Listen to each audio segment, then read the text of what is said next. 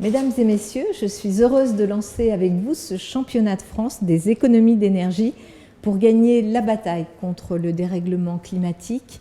Notre mot d'ordre doit toujours être double, des actions concrètes et une mobilisation générale. Parmi les actions concrètes, réduire nos consommations d'énergie est indispensable pour respecter notre trajectoire vers la neutralité carbone. 1 millier d'immeubles ont été rénovés grâce au programme Éco-Rénovons Paris.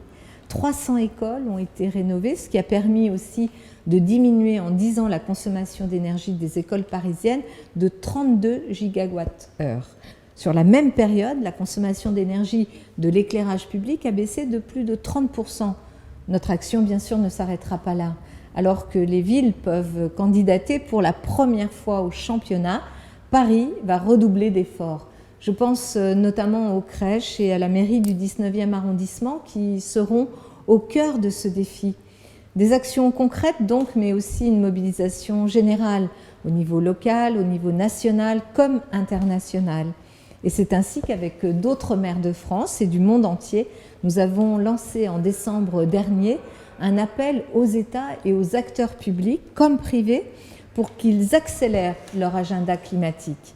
C'est uniquement en bâtissant un modèle économique plus respectueux de la planète, plus protecteur de nos vies, que nous allons nous relever de la crise économique et sociale.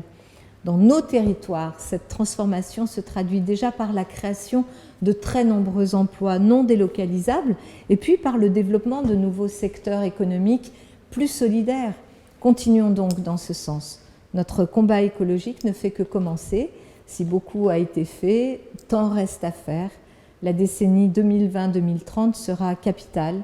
Le championnat qui nous réunit ce matin est un bel exemple d'action concrète, positive, collective que nous devons privilégier. Et il en va de notre responsabilité vis-à-vis de notre jeunesse qui souffre tant dans la période actuelle. C'est à nous de leur redonner confiance et espoir dans l'avenir. J'aimerais saluer bien sûr toutes les communautés scolaires qui participent à ce championnat. C'est grâce à ce type de projet pédagogique qui propose des solutions pratiques que nous allons embarquer le plus grand nombre de personnes pour relever ce défi du siècle.